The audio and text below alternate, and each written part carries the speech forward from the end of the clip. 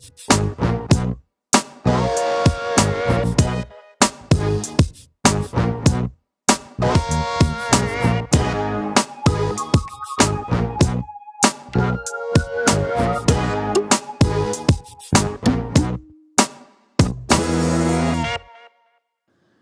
founding of Rome is often explained by a popular legend.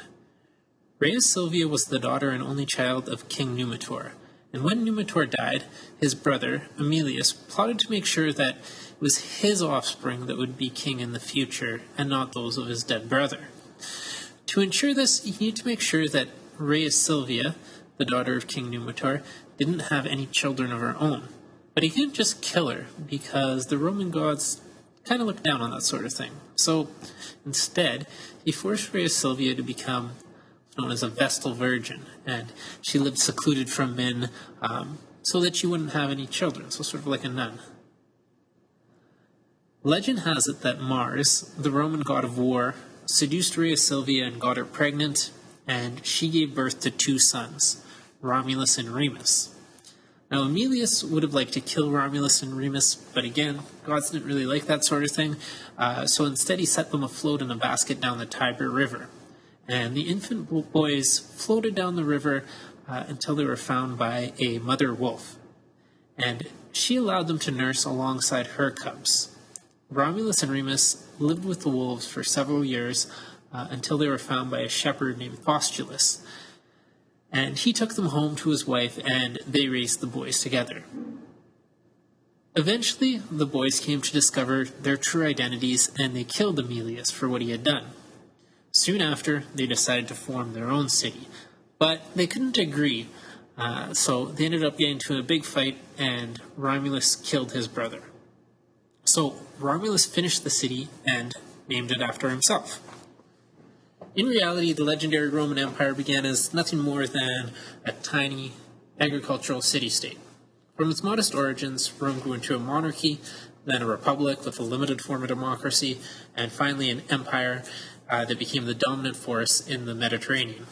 Now, around the year 2000 BCE, a group of Indo-European migrants came over the Alps and populated the Italian peninsula. So the Mediterranean climate, combined with good soil, made this an excellent place to farm. And this, also with the fact that it was well protected by natural boundaries with the Alps to the north and the sea to every side, made it an ideal place to start a civilization. The next noteworthy group to arrive in the peninsula were the Etruscans, who migrated from Anatolia, which is modern-day Turkey. And these people built cities in northern Italy and founded the city of Rome, established an Etruscan monarchy, and grew Rome into a prominent center for trade. Eventually, the Etruscan king was overthrown by wealthy landowners who established the Roman Republic. Initially, the Roman government was organized into two branches, the executive and the legislative, and the executive was known as the office of consuls. The legislative was made up of the Senate and the Assembly of Centuries, and the people in the legislative were elected, but they were elected from a fairly small group of people. Initially, in Rome, the only people who could vote were the patricians, and they were a social class of landowning aristocrats. The middle class in Rome were known as plebeians, and they resented the power held by the patricians. Now, eventually the plebeians were able to gain some power by organizing themselves and holding strikes and protests, and eventually they gained some political power and were able to elect people, and their political entity was called the office of tribune, and this group could block anything passed by the legislative branch, so it was fairly significant power. So out of this system emerged what we call Roman law, Roman civil law. And the citizens of Rome were upset over what they perceived as sort of an arbitrary application of laws. And eventually, Roman law was codified and placed on 12 bronze tablets. And these tablets were displayed throughout the Republic.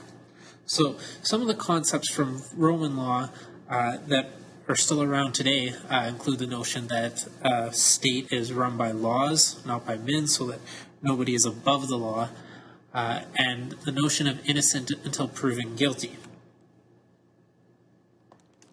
During times of crisis in the Roman Republic, one person was appointed as dictator, and they made all executive decisions.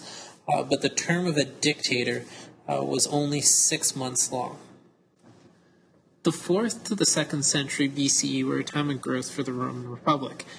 And one of the ways the Republic grew was through the Punic Wars, which were a series of wars and conflicts between Rome and the Phoenician city-states of Carthage. And in the final battle between Rome and Carthage, Rome burned the city of Carthage in modern-day Tunisia to the ground and poured salt all around the city to ensure that nothing would ever grow there again. The Romans then sold all the citizens of Carthage into slavery, trying to send a clear message to everybody in the Mediterranean that you don't want to mess with the Romans. So as the Republic expanded, it became rich and powerful, but it also presented the Romans with some major problems in terms of how to govern the Republic. So the lands that the Republic conquered usually fell under the administration of the wealthy landowners, the patricians, and the Republic made slaves of a lot of people in conquered territories, and the wealthy families created these massive plantations for agriculture and used slaves to work on these plantations. Now, the backbone of Roman society were farmers. The majority of Roman citizens were farmers, and the effect this had on Romans was that it put a lot of them out of work. So the expansion caused more slaves, more cheap labor, less jobs for Roman citizens, and citizens were really upset about this. So 2 brothers, Tiberius and Gaius, came up with a system of economic reforms to help quell the social upheaval. And what they were trying to do really was bring better living standards to Roman citizens. And these guys were, of course, unpopular with the upper classes, and they were both eventually assassinated by the Roman Senate before their pleas for reform could be answered. The assassination of these 2 brothers, who were really popular politicians among the middle classes, threw the Roman Republic into another period of social upheaval. And what you had was a situation with many different military generals all vying for power. And it was in this context that the military general Julius Caesar became the head of the Roman state. Julius Caesar was a very effective Roman general who was able to become the master of the Roman state. And once in power, Caesar captured territories in Egypt, Greece, and modern-day France. With all the conquest came wealth, and Caesar invested a lot of money into monumental building and entertainment for the Roman masses. And this was really all in an effort to gain public support. He also extended Roman citizenship to people living in Roman territories that weren't initially Roman. So this is sort of how Persians gained support in the Persian Empire. These actions upset the elite classes, and in Rome, when the elite classes didn't like somebody, they typically had him assassinated. So Caesar's death sparked another civil war, more people vying for power, and after 13 years of conflict, Caesar's nephew, Octavian, ascended to leadership. Taking the name Augustus, Octavian built what was essentially a dictatorship disguised as a republican form of government. And looking back on it, Augustus, or Octavian, is generally considered the first Roman emperor.